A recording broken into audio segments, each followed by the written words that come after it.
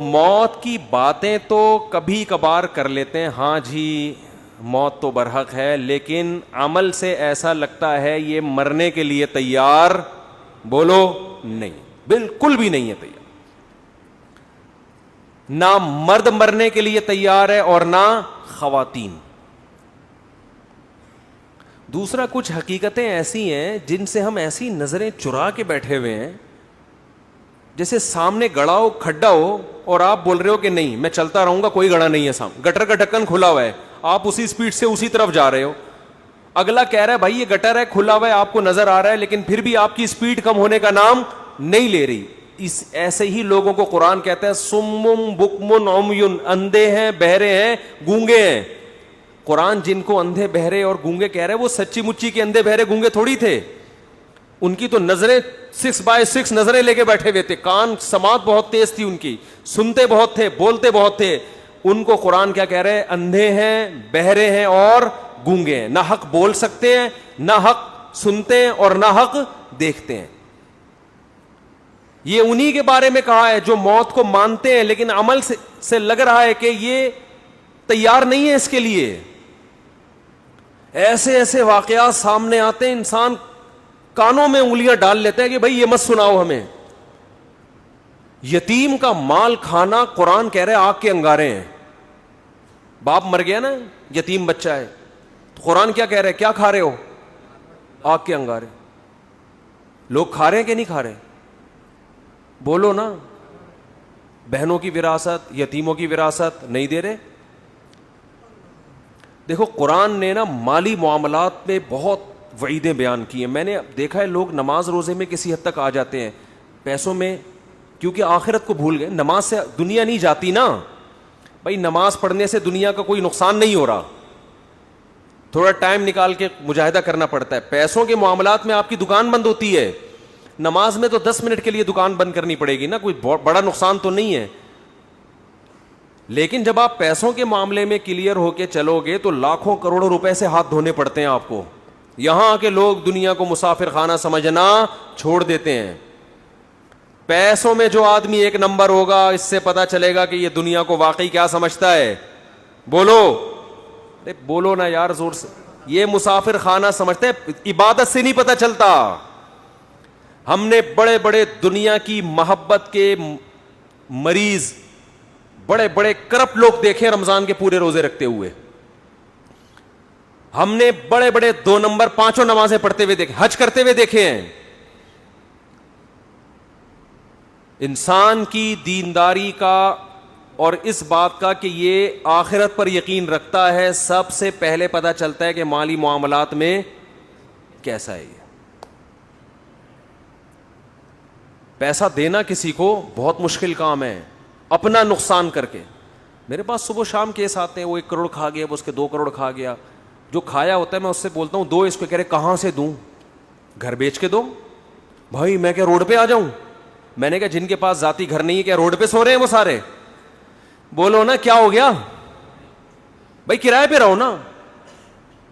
نہیں جی میں کیسے گھر بیچوں، میں نے فلاں کا 2 کروڑ دینا ہے، 3 کروڑ دینا ہے، میں گھر کیوں بیچوں؟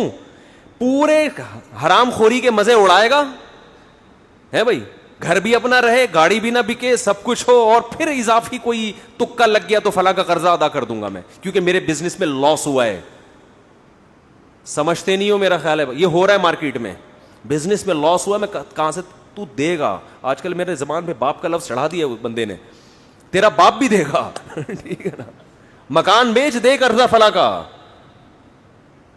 میرے چھوٹے چھوٹے بچے ہیں، میرے تو بھائی چھوٹے چھوٹے بچے بھی ہوتے ہیں، بڑے بڑے بچے بھی ہوتے ہیں. یہ تو ہمیشہ سے ہو رہے، بچے کبھی چھوٹے ہوں گے، کبھی بڑے ہوں گے، کبھی منجلے ہوں گے، کبھی نہیں بھی ہوں گے، کبھی ہوں گے. یہ تو دنیا کا حصہ ہے. تو کیا آسمان سے نیا نازل ہوا ہے کیا تیرے چھوٹے چھوٹے بچے ہیں؟ بچے تو پہلے چھوٹے چھوٹے ہی ہوتے ہیں، بڑے بڑے تو اچانک پیدا نہیں ہو جاتے. فضول قسم کی باتیں. مکان بیچو، فلاں کا قرضہ دو. نہیں آ رہی بات میرا خیال ہے. بہن وراثت مانگ رہی ہے، بیچ اس مکان کو جس پہ تو قبضہ کر کے بیٹھا ہوا ہے 1000 گز کے بنگلے پر، بیچ کے اس کا حصہ دے. اب دے تو تڑاک پہ آ گیا ہوں میں. یہ تمیز سے سمجھانے والی باتیں ہیں ہی نہیں. داڑھی اتنی لمبی رکھی ہوئی ہے، عمرے ہو رہے ہیں، تمہارا حج ہو رہا ہے، تو نے بہن کی وراثت کہہ رہے ہیں جب مکان بکے گا، مکان تو 25 سال کے بعد جا کے بکے گا. اس وقت وہ بہن بڈھی ہو کے مر چکی ہوگی, اس کو کیا فائدہ ہوگا اس مکان سے؟ نہیں جی ابا کا مکان ہے بیچ دیا تو ہم کہاں جائیں گے. کیا جن لوگوں نے کیا کرائے پہ, میں ابھی تک اللہ کا شکر ہے کرائے پہ رہتا ہوں, ابھی تک میرا ذاتی گھر.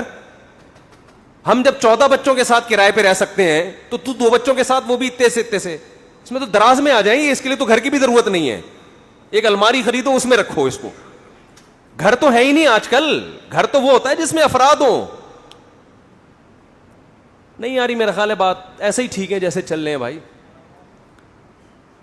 گھر تھوڑی ہے یہ جو ایک آدمی کو گھر ہے اس کے لیے اتنا ٹینشن ہے یار. 2 بچوں کے لیے کیا ٹینشن ہے,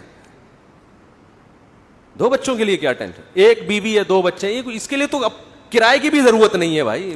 تو پیسہ دو, کیا کرو, یہ ہے نا میرا مکان بک جائے گا, کوئی مسئلہ نہیں ہے, آپ کا مکان بک جائے گا. یہ مکان اصل نہیں ہے, آپ کا مکان اصل میں وہ قبر ہے. جہاں بھی راحت اندھوری نے شعر کہا تھا نا, 2 گز صحیح لیکن میری ملکیت تو ہے, اے موت تو نے, کیا شعر ہے یار, اے موت تو نے مجھ کو زمیندار کر دیا. 2 گز صحیح لیکن میری ملکیت تو ہے, اے موت تو نے مجھ کو زمیندار. زمیندار جب بنتا ہے جب قبر میں جاتا ہے, یہاں سے کوئی نہیں نکالے گا. لیکن کراچی کے قبرستانوں میں وہ بھی نہیں ملتی, آپ وہاں سے نکالتے ہیں 1 سال کے بعد. گورکن کہتا ہے تھوڑا سائڈ پکڑ ٹھیک ہے دوسرا مردہ ڈالنا ہے آپ. آدمی کہتا ہے یار یہاں تو آرام سے سونے دو. کراچی میں قبرستان بھر چکے ہیں, ایک ایک قبر میں 10-10 مردے دفنائے جا رہے ہیں. تو وہ 2 گز کا پلاٹ بھی 10-10 مردے اس میں شریک ہوتے ہیں. ابھی ایک صاحب آئے کہ وہ ہماری والدہ کا انتقال ہوا تھا, اسی قبر میں والد کو ہم دفنا رہے ہیں, جگہ نہیں مل رہی. میں نے کہا اپنی ذمہ داری پہ دفناؤ بھائی. اب مجھے نہیں پتا آپ کے ابا اماں کے تعلقات کیسے تھے, ہاں ایسا نہ ہو کہ ہاں سوری ابا کا انتقال ہوا تو اسی میں اماں کو دفنا رہے ہیں. میں نے کہا ایسا نہ ہو قیامت کے دن ابا بولے یار یہاں تو مجھے تھوڑا سا انجوائے کرنے دیتے, لیکن اگر اچھے تعلقات ہیں پھر تو ٹھیک ہے. تو میں نے کہا دفنا سکتے ہیں, اتنا عرصہ اگر گزر گیا, لیکن باقی آپ کے ابا اماں کے تعلقات کیسے تھے یا ابا جانے بولو آپ جانے. احتیاط اسی میں ہے کہ فاصلہ رکھا جائے. تو خیر پیسوں کے معاملے میں انسان کا پتہ چلتا ہے کہ یہ دل سے دنیا کی محبت اس کے دل میں ہے یا نہیں. پیسوں میں دل بڑا کرو, دینا سیکھو, لے لو یار لے لو, مسافر خانہ ہے مریں گے. اور اللہ کا نظام ایسا ہے جو دنیا کو مسافر خانہ سمجھ کے پیسہ لٹاتا ہے, دولت آتی بھی اسی کے پاس ہے. رزق جو ہے نا ایسے آتا ہے سینگ مار کے گھستا ہے, جیسے بیل نا آوارہ بیل جیسے ٹکرے مار مار کے گھستا ہے نا لوگوں کے گھروں میں, ایسے رزق گھستا ہے. لیکن اللہ پہلے آزماتے ہیں کہ تو مجھ پہ اعتماد کرتا بھی ہے کہ نہیں کرتا. دینا سیکھو, کسی کا حق اپنی جیب میں مت رکھو. اور دیکھو مالی معاملات میں اللہ نے ایک اور حکم دیا ہے بہت اہم. اچھا لوگ یہ بھی دیکھ رہے ہوتے ہیں فلاں کو ضرور, میں اپنا 2 کروڑ کا مکان بیچوں گا تو فلاں کو ضرورت کیا ہے, وہ تو اتنا کھاتا پیتا آدمی ہے. او بھائی جان جب کسی کا پیسہ آپ کے ذمے ہوتا ہے تو آپ نے دینا ہے اس کو, وہ چاہے زرداری کیوں نہ ہو, ٹھیک ہے نا. اس کو ضرورت ہے یہ نہیں ہے شریعت میں, آپ نے دینا ہے. وراثت دینی ہے. ایک بھائی کروڑ پتی, ابھی ایک ویڈیو وائرل ہوئی تھی, پتہ نہیں صحیح ہے غلط ہے, کہ وہ بہن وراثت مانگ رہی تھی, اس کو بھائیوں نے کوٹا. مجھے نہیں پتا وہ صحیح ہے, فیک بھی ہوتی ہیں چیزیں, یا بعض دفعہ کیس کچھ اور ہوتا ہے بنا کچھ اور دیا جاتا ہے, لیکن بعض دفعہ ایسا حقیقت میں ہوتا بھی ہے. بہت سے علاقوں میں بہن وراثت نہیں مانگ سکتی, اسے پتہ ہے میرے نمازی پرہیزگار بھائیوں کو غصہ بولو آ جائے گا. دل بڑا رکھو, دو بغیر مانگے دو. یار روڈ پہ آ جاؤ, خدا کی قسم کسی کو حق دے کے انسان غریب ہو جائے اس میں سکون زیادہ ہے. آدمی کا یار ایک پیسہ کسی کا میرے ذمے نہیں ہے, اللہ کھلائے گا, اس کا اپنا مزہ ہے. اور پھر اللہ ایسا کھلاتا ہے چھپڑ پھاڑ کے. میں اکثر ایک واقعہ سناتا ہوں نا, پہلے زمانے میں تو دینی مدارس کے پاس وسائل بہت کم ہوتے تھے, تو ہم کتابوں میں ایک واقعہ پڑھتے تھے. ایک بہت بڑے بزرگ, نام ذہن میں نہیں ہے ان کا, انہوں نے کیسے غربت میں پڑھا, طالب علم تھے, پڑھتے تھے, تو گھر میں جب کھانے کے لیے آتے ہیں تو ماں کہتی آج ہم اللہ کے مہمان ہیں. کھانا نہیں ہے مطلب یہ اشارہ تھا کہ آج نہیں ہے. اللہ کے مہمان کا مطلب کچھ بھی نہیں ملے گا آج, اللہ ہی کھلائے گا, روحانی طور پر کھلائے. بچے بھی بڑے نیک ہوتے تھے, چلے آتے. ایک دن اسی طرح گئے ہیں, اماں کچھ کھانے کو ہے؟ انہوں نے کہا ہاں ہے. رونے لگے. اس نے کہا اماں جب تو یہ کہتی تھی نا آج ہم اللہ کے مہمان ہیں, اس میں زیادہ مزہ تھا. اس بھوک کو کس کے لیے برداشت کیا جا رہا ہے؟ اللہ کے لیے. اس کا اپنا مزہ ہے. امام احمد ابن حنبل رحمہ اللہ تعالی, جو امام بخاری کے استاذ ہیں, وہ کہتے ہیں ایک آدمی شادی شدہ بچوں والا جب وہ غربت سے پریشان ہوتا ہے, اپنے بیوی بچوں کی طرف دیکھتا ہے اور اس کے پاس وسائل نہیں ہیں, اور اللہ کے سامنے گڑ گڑاتا ہے, اللہ کو اس شخص سے محبت اس عبادت گزار سے کئی گنا زیادہ ہوتی ہے جو ہر وقت مسجد میں بیٹھ کے اللہ اللہ کرتا ہے. سمجھتے نہیں ہو؟ ایک آدمی جو 24 گھنٹے اللہ کی عبادت کر رہا ہے, اور ایک وہ جو اللہ کی مخلوق میں لگا ہوا ہے اور وسائل نہ ہونے کی وجہ سے اللہ سے دعائیں مانگتا ہے کہ اللہ ان کی خاطر مجھے روزی دے. جس کی آل اولاد ہو وہ تو پریشانی میں پھرتا ہے نا. کنواروں کو کیا ہے, ان کو تو گٹکے کے پیسے چاہیے بس. جو بال بچے والے لوگ ہیں ان کو ٹینشن ہوتی ہے نا, ان کو کھلانا ہے پلانا ہے. تو امام احمد کہتے ہیں شادی شدہ بال بچوں والے آدمی کو جو رزق کی ٹینشن اللہ کی طرف سے ملتی ہے, اس ٹینشن سے جو اس کے درجات بلند ہوتے ہیں وہ عبادت گزار کے درجات عبادت سے ایسے بلند نہیں ہوتے. ایک تہجد گزار اور دن میں روزے رکھنے والے کو وہ مقام نہیں ملتا. تو اللہ پہ اعتماد, اللہ پہ توکل, اللہ کے لیے ٹینشن اٹھانا یہ بہت بڑی عبادت ہے. یہ عبادت کیوں ہے کہ اس ٹینشن میں بھی اس کے قدم حرام کی طرف نہیں جا. نہ یہ نسل روک رہا ہے, نسل روکنا بھی جائز نہیں ہے غربت کے خوف سے کہ کھلاؤں گا کہاں سے. اس میں اللہ پہ توکل واجب ہے کہ جس اللہ نے مجھے کھلایا ان کو بھی کھلائے گا. کسی کو کم دے گا, کسی کو زیادہ دے گا, کوئی بات نہیں, اللہ کا نظام ہے. یبسط الرزق لمن یشاء ویقدر, جس کے لیے چاہتا ہے رزق کشادہ, جس کو چاہتا ہے تنگ کر دیتا ہے. جس کے کشادہ کر دیا شکر ادا کرے, تنگ کر دیا صبر کرے. بھائی اللہ کے ہاتھ میں ہے. اس بیس پہ نسل روکنے کی اجازت نہیں ہے آپ کو کہ پیسے نہیں ہے تو بچے کیسے پالوں گا میں. لبرل لوگوں کے اصول کچھ اور ہیں زندگی گزارنے کے, اسلام کے اصول کچھ اور ہیں. اور ایک دفعہ اسلام کے اصولوں پہ آ جاؤ, نقد فائدہ ملے گا, دل کا سکون, اطمینان, غربت میں بھی سکون, شکر کی توفیق ملے گی. ہم نے اپنے بزرگوں کو دیکھا ہے انتہائی غربت میں ان کے چہروں پہ ایسے خوشی جیسے ارب پتی ہوں. یہ وہ کہتے ہیں اللہ نے تو ہمیں ہماری ضرورتوں سے کروڑہ گنا زیادہ دے دیا. کہتے ہیں ہمیں تو ضرورت ہے 2 وقت کی روٹی کی لیکن اللہ 3 ٹائم کھلاتا ہے. ہمیں تو ضرورت ہے بس ایک چھپڑا مل جائے سر چھپانے کو, لیکن اللہ نے پورا گھر. وہ یہ سوچ سوچ کے خوش ہوتے رہتے ہیں. اور ہمارے یہاں کیا ٹینشن چل رہی ہے, یار 20-50 سال کا ہو گیا اب تک اپنا گھر نہیں بنا سکا میں, اب کیا کرے گا بنا کے.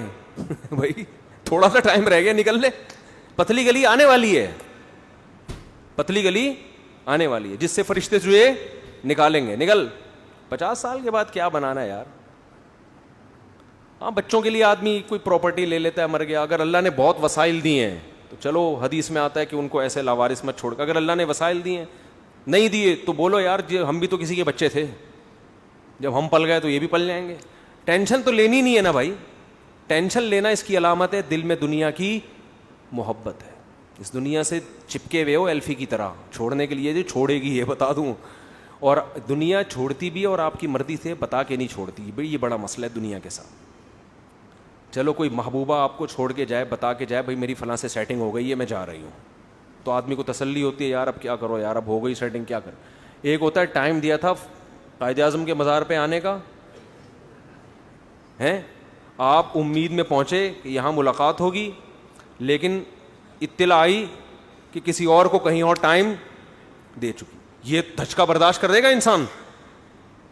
دنیا کا بھی یہی اصول ہے, لاکنھا خلۃ قد سیق من دمھا فجع وبلع واخلاف وتبدیل. آپ کو دنیا ٹائم دے گی, کیا مطلب آپ کو بتائے گی کہ تمہاری صحت اس قابل ہے کہ میں ابھی تمہیں چھوڑ کے جانے والی نہیں ہوں, نہ تمہیں شوگر ہے, نہ تمہارے گردوں کا مسئلہ, نہ تمہارا کوئی مسئلہ, پیسہ دولت سب, ابھی میں نہیں جا رہی. لیکن ادھر پورا پتلی گلی اس نے تیار کر کے رکھی, اس کو ٹرک کے نیچے لا کے مارو, اس کمبخت کو کوئی بیماری نہیں ہے, اس کو ٹرک کے نیچے لا کے مارو, یہ ایسے نہیں مرے گا, نہ اس کو نہ شوگر ہے نہ گردوں کا مسئلہ ہے, اس کا ٹرک بنتا ہے. کیا بنتا ہے, اس کی ہڈیاں بھی مضبوط ہیں, کار ایکسیڈنٹ میں بھی نہیں جائے گا یہ. تو یہ وہی ہے کہ سیٹنگ آپ سے دکھایا جا رہا ہے, لیکن ہو فرشتوں سے سیٹنگ رہی ہے, ملک الموت سے, کہ اس کو لے کے جاؤ یہاں سے. جتنے لوگ مرے ہیں نا, ان میں 99% وہ تھے جن کا پہلے سے مرنے کا کوئی پروگرام نہیں تھا. ابھی ایک دوست ہمارے آئے, ان کا 36 سال کا جوان بھائی, اللہ تعالیٰ مغفرت فرمائے, 2 دن ٹائیفائڈ ہوئے اور انتقال ہو گیا. نہ اس سے پہلے کوئی بیماری, اتنی موتیں ہو رہی ہیں, اور کورونا بھی کہہ رہے ہیں ہم نئی شکلوں میں آ رہا ہے. جو انڈیا میں تباہی مچائی تھی وہی, تو اس پہ تھوڑا سا احتیاط بھی کرنی چاہیے. تو وہی بات ہے بھائی, کب تک چھپو گے پیڑوں کی آڑ میں, کبھی تو ملو گے لنڈا بازار میں. تو اللہ اور جو فرشتے ہیں نا, موت کا فرشتہ, وہ بھی ہم سے کہتا ہے بیٹا تو جتنے بھی جم کر لینا, جا کے ویڈیو, سوئمنگ, جم, گھوڑا سواری, شادیاں وادیاں, کب تک چھپے گا پیڑوں کی آڑ میں, کبھی تو ملے گا لنڈا بازار میں. طارق روڈ جیسی پینٹیں مل رہی ہوتی ہیں آدھے سے بھی کم ریٹ پر, تو بہت سے لوگ وہاں پہنچتے ہیں, اس پینٹ کو پہن کے کہتے ہیں کہ ہم نے کہاں سے خریدی ہے, طارق روڈ سے خریدی. لنڈا بازار ایک ایسی جگہ ہے جہاں ہر آدمی جاتا ہے, پکڑا جا سکتا ہے. تو ایسے ہی میرے بھائی, جتنا موت سے بھاگو گے, جتنی صحتیں بناؤ گے, جتنا کوشش کرو گے زندہ رہنے کی, مرے گا. اور کیسے مرے گا کوئی پتہ نہیں ہے. بیٹھے بیٹھے ہمارے ایک جاننے والے کھانا کھایا ادھر ہی گر گئے, کوئی ہارٹ کا پہلے پرابلم نہیں. اتنی موتیں تو ہم نے اپنی زندگی میں دیکھ لی ہیں, لیکن افسوس اس پر ہے کہ ہمیں پھر بھی عبرت حاصل نہیں ہوتی. تو یہ وہی ہے, جب تک ہوتا نہیں ہے نا انسان, گزرتا نہیں, اس وقت تک یقین نہیں آتا. عقل مند وہ ہے جو اللہ کی خبروں پہ یقین کر کے پہلے سے تیاری کر لے, ہر وقت تیاری کرے. اس لیے ہمارے علماء کہتے ہیں ہر وقت یہ تصور رکھو, ابھی مر گیا تو کیا ہوگا. کیا ساری میں نے وصیتیں کی ہوئی ہیں, سارے میں نے معاملات کلیئر کیے ہوئے, نہیں کیے ہوئے, اس کا مطلب یہ اس خوش فہمی میں مبتلا میں ابھی نہیں مروں گا. تو جب مرے گا نا تو اس وقت بھی یہی خوش فہمی ہوگی کہ ابھی میں مروں گا نہیں. اچانک مرتے ہیں لوگ, اور جو تیار نہیں ہے وہ کینسر میں بھی ان کو یقین نہیں ہوتا کہ میں مروں گا. اللہ تعالی ہمیں مرنے سے پہلے موت کی تیاری کی توفیق عطا فرمائے. وما علینا الا